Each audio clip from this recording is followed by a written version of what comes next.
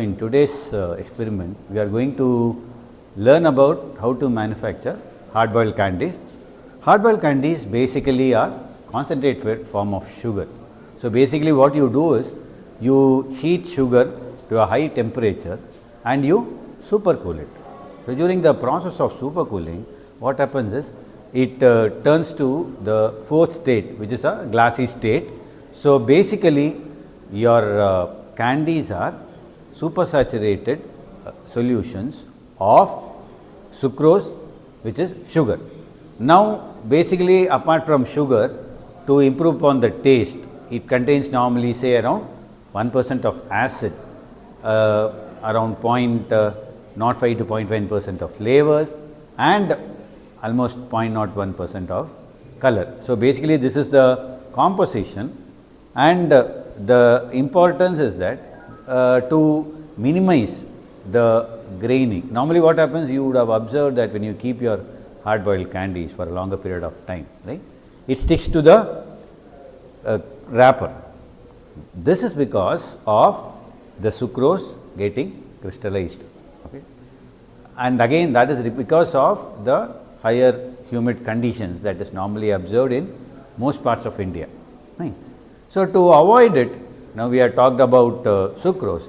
Apart from sucrose, say around 20 to 30% by weight of glucose sometimes is added to give a soft and a chewy texture to the hard boiled candy, okay.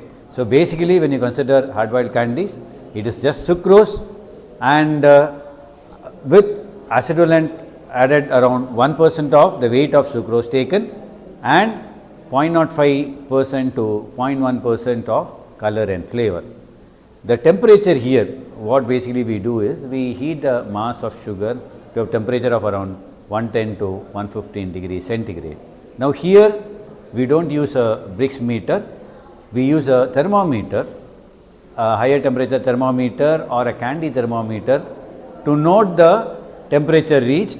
Then there is a correlation between the temperature reached and the total solids content. So, normally in an open pan boiling method, we go to a temperature of around 120 degrees centigrade, and after the mass reaches 120 degrees centigrade, the acid and the color are added, mixed, and immediately transferred to molds to give that particular shape. So, now we will go over to the method of doing it.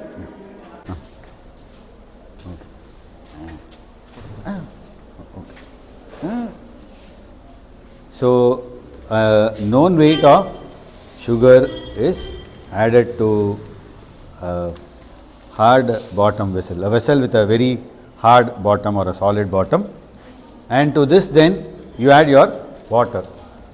To the sugar syrup, to the sugar then now we add water sufficient enough to dissolve the sugar, fine. Can be, say, for if you are going to take 200 grams, you can take around 400 ml of water, right?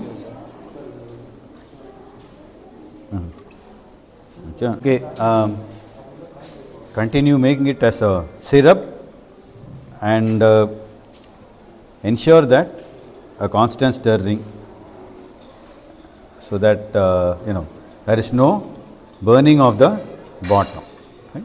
Okay. So, continue to heat and stir. You have to stir till you reach a temperature of around 120 degrees centigrade.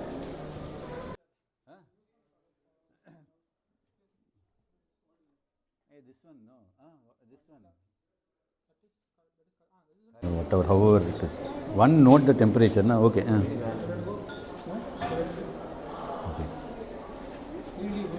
Do note to find the temperature also, and now if you observe, the temperature is around 90 degrees centigrade. You have to go till around 120 to 130 degrees centigrade, and note the thermometer. 90. Okay, just check.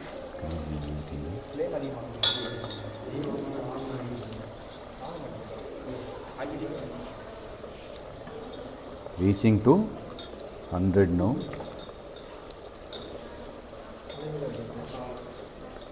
Okay.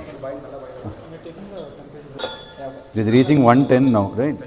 Now normally when it reaches close to the desired temperature, you observe that you have a lot of foaming taking place. So now the temperature is close to 115. Can check that the temperature is around. Yeah. Nearing 120, right? Yes, sir. Yes, sir.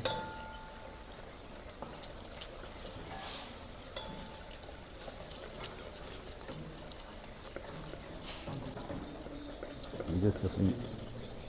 Okay. Put out the flame and then add the required amount of citric acid, which is 1%, right? 1%, no? 2. You have added, how much have you added?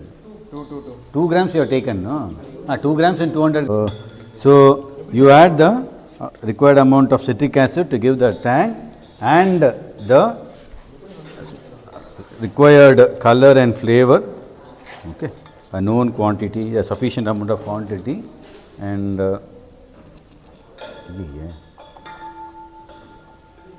very small amount.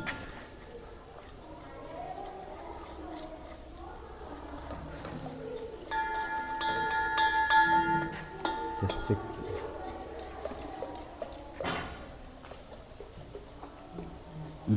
Okay. Okay. And use the gloves. One with the gloves is only better.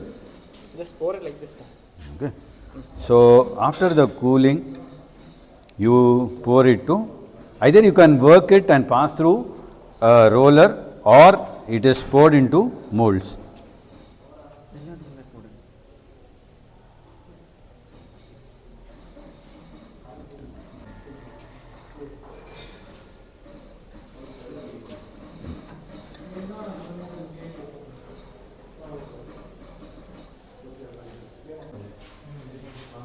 So you have reached the right, huh?